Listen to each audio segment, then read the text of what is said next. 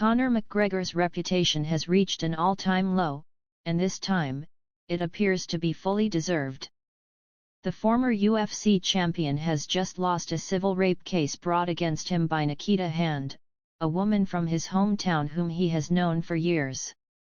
The ruling has forced McGregor to pay over €248,000 in damages, but this financial blow is the least of his worries. His once glorified image has crumbled beyond repair, and whatever goodwill he had left for his past accomplishments has long since faded.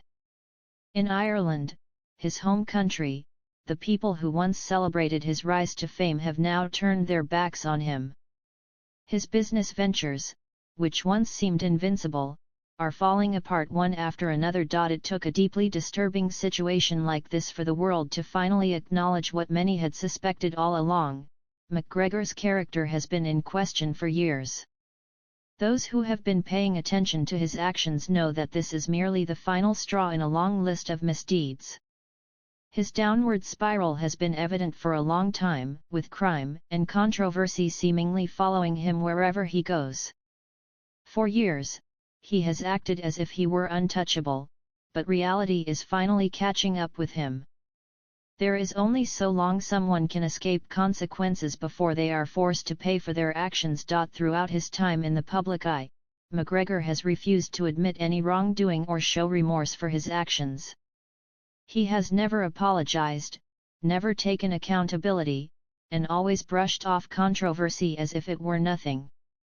However, the weight of his latest scandal appears to have finally shaken him. For the first time, there are signs that McGregor may be recognizing the damage he has caused. His story serves as a stark warning about the dangers of money, power, and fame when they are not handled responsibly. He was not always the person he is today, but looking at his actions in recent years, it is impossible to argue that he is anything but a deeply troubled individual. One of McGregor's most notable business ventures has been his whiskey brand, Proper 12, which he has aggressively promoted since launching it in 2018. However, his personal behavior has tainted his entrepreneurial success. In August 2019, footage surfaced of McGregor engaging in a heated argument with an elderly man at a pub. McGregor had offered the man a drink of Proper 12, but the man refused repeatedly. This rejection appeared to enrage McGregor, who moments later was seen raising his fist before sucker punching the unsuspecting man in the side of the face. The most striking part of the incident was the man's reaction or lack thereof. He barely acknowledged the punch and calmly resumed his conversation with someone next to him, while McGregor was dragged out of the pub by several men. Despite the public outcry, McGregor faced minimal consequences. He was charged with assault, pleaded guilty, and was fined a mere €1,000. This was just one instance in a long history of violent outbursts. McGregor's pattern of behavior has been consistent. He lashes out at people, often for no reason, and then walks away with little to no repercussions.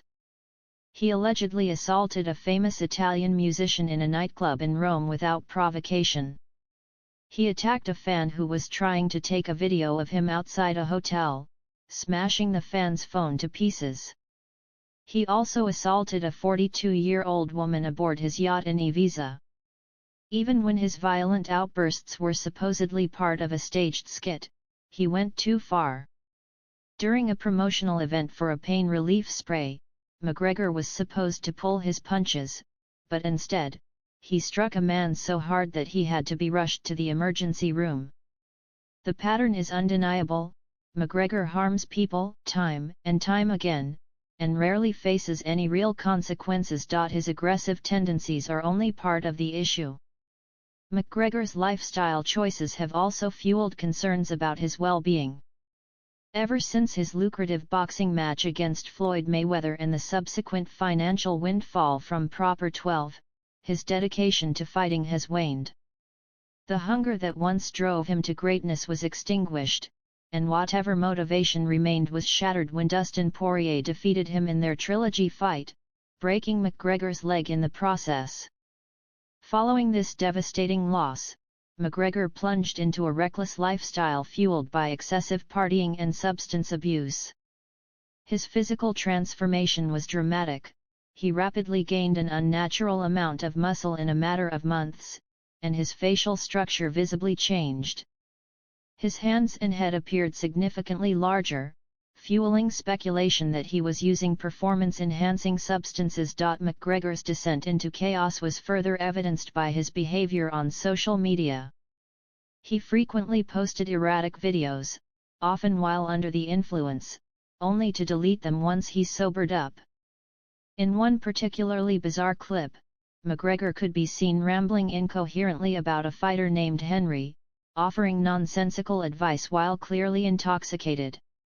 "Okay, Henry, this one's for you, my man," he slurred, struggling to form coherent thoughts. "Some of the things. Oh my God, you blew my mind. I couldn't believe what I was seeing. So you were here like this, right, and you were doing this. And I was like, what the F is that? I've never seen that before. This guy is a effing genius. But if you had just done it this way, man, you'd have taken him to the cleaners, my man." Beyond his bizarre online presence, McGregor's public appearances further demonstrated his deteriorating state. During interviews, his jaw would swing uncontrollably, his body would twitch, and he could barely string together a sentence. One interview with the Daily Texan was particularly unsettling. "Hi Conor, I'm CLA Gallagher with the Daily Texan. What can you tell us about your acting debut?" McGregor's response was barely comprehensible. Hard work, but you know, we got it done. It's in the bank for life. You know, put something in the bank, maybe it's not going to be there for life, you might spend it, but this baby is in there for life. And I'm ecstatic about that. I got into good, strong shape. I gave it my all, you know, I was probably a little green at times, a bit rough around the edges, but for the character, it worked. And, you know, onwards to the next one. If there is a next one." The concerning behavior did not stop there. In August 2023, McGregor attended a boxing match between Anthony Joshua and Robert Helenius. After Joshua won, McGregor climbed into the ring, hijacked the moment, and proceeded to call out YouTuber KSI in an incoherent rant. "And I know your man KSI is in the crowd, yet and he couldn't box eggs if he worked in an egg boxing factory. So if he wants to get in here, I'll give him a fight." Not only did he steal the spotlight from Joshua, but his attempt at an insult was so poorly constructed that it became a joke among fans. The following year, his behavior continued to spiral. In one particularly unhinged live stream, he called out UFC featherweight champion Ilia Topuria, threatening to physically attack him.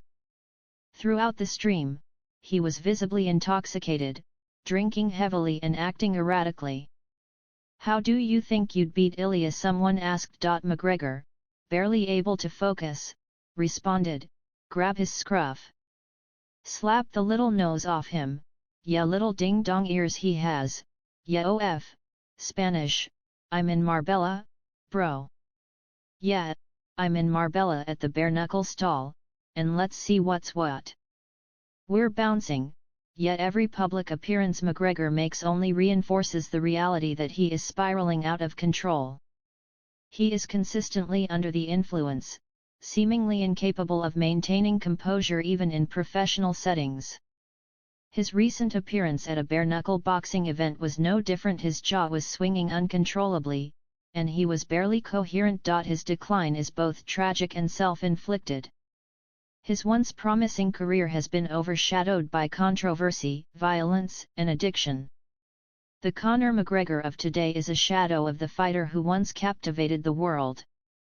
He is destroying not only his body but also his mind, and if he continues down this path, his story will serve as nothing more than a cautionary tale of how fame and fortune can bring about a person's downfall. Conor McGregor has been in the public eye for so long that many people have forgotten just how articulate and inspiring he once was. The man who once spoke about self-discipline and the power of belief is now nearly unrecognizable. "Partying is weakness for the soul," he once said, emphasizing his dedication to fitness and mental strength. "Take a look at this physique. I'm in phenomenal shape in both body and mind." Back in February 2013, when he first started gaining recognition, he had nothing. No car, no money, just a dream and a bag of blueberries. Fast forward, and he had become the undisputed UFC champion. "From nothing to something to everything," he declared. But now, he has fallen so far that it's hard to believe he's the same man.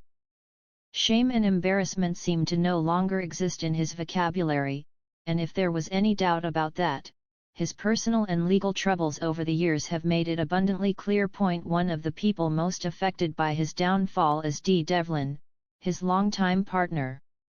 She has been by Conor's side since the very beginning, supporting him through financial struggles when he was still an aspiring fighter. She covered expenses, paid bills, and provided emotional support so he could focus on training and building his career. Eventually, he made it to the top, becoming a two-division UFC champion. They started a family, welcoming their first child together. It was a real-life fairy tale until things took a dark turn. In 2019, reports emerged that Conor was under investigation for the sexual assault of a woman in a Dublin hotel the previous year. Not long after, a second allegation surfaced from another woman, claiming that he assaulted her in a car. Conor denied both accusations, and his lawyers worked hard to make the cases disappear. However, one of those allegations would come back to haunt him later. The following year, in 2020, Conor was arrested in Corsica, France, on allegations of attempted sexual assault and indecent exposure. Reports stated that he had allegedly attacked a woman at a bar, leading authorities to take him into custody for 2 days while they investigated. Once again, Conor denied any wrongdoing, and the charges were ultimately dropped due to insufficient evidence. But the allegations didn't stop there. In 2023, Conor attended an NBA game, where he made headlines for assaulting the team's mascot. However, that incident was quickly overshadowed by another, far more serious accusation. According to a report by TMZ, Conor was accused of sexually assaulting a woman in a bathroom. The victim claimed that he forcibly kissed her, shoved his tongue into her mouth, and forced her to perform oral sex before attempting to sodomize her. She reportedly fought back, elbowing him multiple times before managing to escape. However, she left behind her purse, which Conor's bodyguards allegedly held hostage until she begged for its return. The case was investigated, but by October 2023, the state attorney's office announced that no charges would be filed due to a lack of sufficient evidence. At that point, despite several allegations, there was still no concrete proof of McGregor's infidelity. However, his public behavior made it easy for people to believe he was being unfaithful. It was only a matter of time before the truth came out. In November 2024, Nikita Hand, the woman who accused Conor of raping her in a Dublin hotel in 2018, filed a civil rape lawsuit against him. She claimed that after a night out at a Dublin pub, Conor invited her to his hotel suite, where he pinned her down, choked her 3 times, and raped her. Conor insisted that their encounter was entirely consensual, describing it in great detail as enthusiastic and athletic. However, Nikita's hospital records painted a different picture. The morning after the alleged assault, a doctor had to remove a tampon that had been forcefully lodged inside her body. She stated that she never would have allowed that to happen if the encounter had been consensual. The doctor who examined her documented multiple injuries, categorizing them as moderate to severe, with significant bruising. Another key piece of evidence was a voice recording of Nikita speaking to her boyfriend after she returned home. In a 37-minute-long audio clip played in court, she recounted the events of that night in distressing detail, and her story remained consistent with what she had told authorities. However, the case was complicated by the fact that Nikita had been heavily intoxicated on the night of the incident. She struggled to recall certain details and had also accused another man, Conor's friend James Lawrence, of raping her the same night. The evidence against James was much weaker, which ultimately worked against her credibility. After hours of deliberation, the jury reached a verdict. James Lawrence was found innocent due to insufficient evidence, but Conor McGregor was found liable. The court ordered him to pay €248,000 in damages. Outside the courthouse, reporters confronted McGregor. "Mr. McGregor, you're a rapist. Say sorry. Do you have any reaction or apology to the woman at the center of this?" Conor remained silent, refusing to comment. Later, Nikita gave an emotional statement. "Lastly, I want to thank my daughter, Freya, who has been my greatest source of strength and courage over the last 6 years. I want to show her and every other girl and boy that you can stand up for yourself, no matter who the person is. Justice will be served." Many people questioned why Nikita pursued a civil case instead of a criminal one. The answer was simple: the burden of proof in a criminal case is much higher. Given her intoxication and gaps in memory, a criminal conviction would have been nearly impossible to secure. A civil case, however, required a lower standard of evidence, which is why she had a much stronger chance of winning. For someone as wealthy as McGregor, paying €248,000 is nothing. But the damage to his reputation is irreversible. Since the ruling, brands have distanced themselves from him. He has been dropped as the face of proper No. 12 whiskey, and major retailers have pulled the drink from their shelves. IO Interactive, the gaming company behind the Hitman franchise, has also cut ties with him. More sponsors are expected to follow, and McGregor stands to lose millions, if not tens of millions, of dollars. A few days after the ruling, he addressed the controversy in a now-deleted tweet. "People want to hear from me. I needed time. I know I made mistakes 6 years ago. I should have never responded to her outreaches.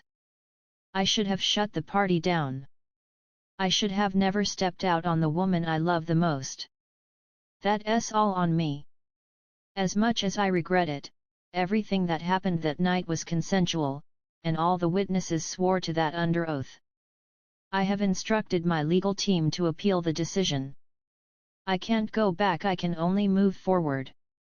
I am beyond grateful to my family, friends, and supporters who have stayed by my side. That's it. No more. Getting back to the gym.